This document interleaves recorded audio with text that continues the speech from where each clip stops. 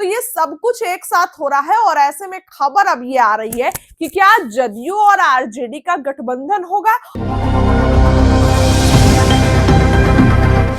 RJD संग गठबंधन कांग्रेस के लिए जो है वो घाटा हो गया है। ये बातें शकील अहमद खान ने कही है कि हम लोग के लिए कोई फायदा नहीं है। दूसरी तरफ खबर ये चल रही है कि आरजेडी के 18 विधायक जदयू के संपर्क में। जदयू की ऑलरेडी 85 सीट है और अगर आरजेडी के 18 विधायक जदयू के पाले में आते हैं तो जदयू का ही कद बढ़ेगा।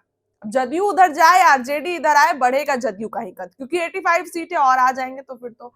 अब आप देखिए इसके बाद जिस तरीके से कांग्रेस ने खुद को आरजेडी से अलग कर लिया है। शकील अहमद खान का ये बयान बिहार की राजनीति के लिए बहुत दिलचस्प है, क्योंकि उन्होंने कह दिया है कि हम लोग को भैया कांग्रेस को आरजेडी से कोई सियासी लाभ नहीं है, हम अलग हैं और आरजेडी भी जो है वो मेरे से कोई फायदा नहीं हुआ है। तो और कांग्रेस की नजदीकियां किससे बढ़ रही है, तो प्रशांत किशोर से बढ़ रही है।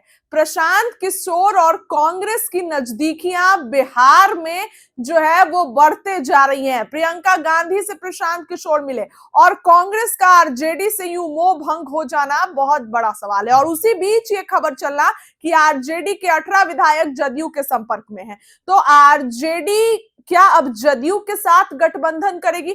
उधर दिलीप जायसवाल का भी बयान आ गया है। मुकेश सहनी को तो पहले ही पता था ये सब होगा और कांग्रेस ने सहनी को बोझ बता दिया है। तेजस्वी कुछ बोलने के हालत में अभी नहीं है और सहनी क्या बीजेपी के पुराने रिश्तेदार है। अब आप देखिए तार कहां से जुड़ रहे हैं। मुकेश सहनी को बीजेपी बुला रही है।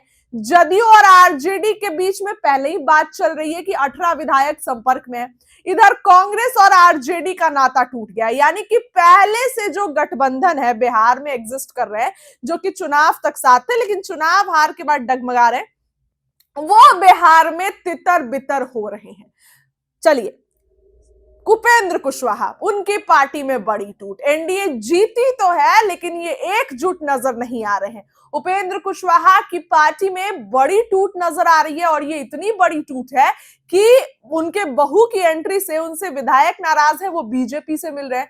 तो ये सब कुछ बिहार में एक साथ चल रहा है और उसी बीच दोस्तों क्या खबर आती है कि नीतीश कुमार के कल अचानक जदयू कार्यालय पहुंच गए। उधर आप देखिए तो आरजेडी के 18 विधायक संपर्क में है। तो ये सब कुछ एक साथ हो रहा है और ऐसे में खबर अब ये आ रही है कि क्या जदयू और आरजेडी का गठबंधन होगा। और कांग्रेस तो पहले ही साइड हो चुकी है, कांग्रेस अब आरजेडी के साथ नहीं है। शकील अहमद खान पार्टी के बड़े नेता हैं और इस तरीके का बयान विदाउट परमिशन पार्टी के शीर्ष नेतृत्व के बिना नहीं दे सकते हैं। वो अगर इस तरीके का बयान दिए हैं तो इसमें कुछ ना कुछ सियासी उलटफेर है और ये बात कई मायनों में सच है। बीजेपी और जदयू एक साथ तो है लेकिन ऐसा लग नहीं रहा है, क्योंकि नीतीश कुमार या बीजेपी दोनों में बड़ी पार्टी बनने का हो रहा है। बीजेपी बोल रही है कि 89 है तो हम और सब विभाग अपने पास ले ले, मजबूत बन जाए। जदयू बोल रही है कि 85 सीट है तो 4-5 और सीट लाकर बीजेपी से ऊपर हो जाए तो ये हमारा इक्वल हो जाएगा। तो यहां पर कोई भी एक दूसरे की खुशी से खुश नहीं है। जदयू चाह रही है कि हम बड़ी पार्टी, बीजेपी चाह रही है हम बड़ी पार्टी। और इसी बीच आरजेडी की राज्यसभा की हालांकि 2 सीट है लेकिन 1 सीट उसको वापस चाहिए आरजेडी को। तो क्या नीतीश कुमार अगर जाएंगे उधर तो नीतीश कुमार, जदयू की जो 2 सीट है, बीजेपी 1 सीट है, नीतीश कुमार की 3 सीट पर नजर है। तो जरूरत तेजस्वी यादव को नीतीश कुमार की है और नीतीश कुमार को आरजेडी की जरूरत है, क्योंकि बीजेपी इस बार बिहार में अपना, भले नीतीश कुमार सीएम है लेकिन बीजेपी ये चाह रही है कि कंट्रोलिंग पावर हमारे हाथ में हो बिहार में, और जो है वो किसी के पास ये कंट्रोलिंग पावर नहीं हो, हमारे ही पास सब कुछ हो। और नीतीश कुमार ये नहीं देख सकते, कठपुतली जो है नीतीश कुमार सीएम नहीं बन सकते। तो ये सब कुछ बिहार में चल रहा है। नए नए गठबंधन की उम्मीदें जत रही हैं, उम्मीदें आ रही है, क्योंकि उधर आरजेडी और कांग्रेस का बिखराव हो चुका है। शकील अहमद खान पार्टी के बड़े नेता है, हमेशा जब भी तेजस्वी की आवाज सुन मीटिंग होती है शकील अहमद जाते थे। और अभी राहुल गांधी भी आते हैं, उनसे मुलाकात करते हैं। तो ये सब कुछ बिहार में चल रहा है, इसमें कोई डाउट नहीं है। बिहार में चीजें जो हैं अब चल रही हैं, लेकिन इसी बीच और देखिए आरजेडी के 18 विधायक संपर्क में जदयू के, और उसी बीच कांग्रेस अलग हो जाती है, तो सियासी बवंडर और बढ़ जाता है कि क्या आरजेडी फ्री है जदयू के साथ आने के लिए, मुकेश सहनी बीजेपी के साथ जाएंगे। सब कुछ बिहार में दिख रहा है कि क्या अब होने वाला है। चुनाव तो खत्म हुए, लेकिन जिस तरीके से मुकेश सहनी डिप्टी सीएम बनेंगे, तेजस्वी यादव सीएम बनेंगे, ये सब कुछ बिल्कुल खुलकर बिल्कुल भी देखिए सामने नहीं आया। तो अब बिहार में क्या होने जा रहा है, इसी को लेकर सवालों का बाजार गर्म है। लेकिन ये नए गठबंधन की आशंका जो है अब सामने आ रही है, क्योंकि कांग्रेस अलग कर चुकी है खुद को।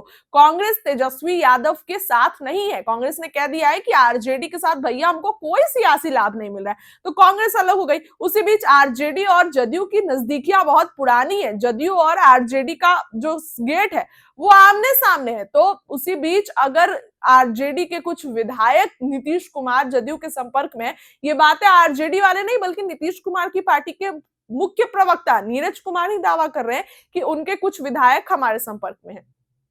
तो आप इधर देख लीजिए कि आरजेडी के भी कुछ विधायक जदयू के संपर्क में, और इधर प्रशांत किशोर की कांग्रेस से लगाव और मुकेश सहनी का घर वापसी बीजेपी में जाना। तो बिहार में ये सब कुछ चल रहा है, नए नए गठबंधन आने की उम्मीद जताई जा रही है। अब ये देखने वाली बात होगी कि ये सब कुछ होगा कि नहीं होगा, अफवाहें हैं, क्योंकि राजनीति और कभी भी सामने जो चीजें होती हैं वो नहीं भैया राजनीति होती है, वो तो दिख रहा है ना, पीठ पीछे जो होता है उसकी को राजनीति बोलते हैं। अब आने वाले दिनों में पता चलेगा कि क्या कुछ जो है वो बिहार की राजनीति में हो रहा है, और क्या कुछ खरमास के बाद जो खेल है। तो ये जो बातें हैं ये महज सिर्फ एक अफवाह है या सच में ये बातें हैं। फिलहाल आपको क्या लगता है, कमेंट में अपनी राय रखिए। बहुत बहुत धन्यवाद।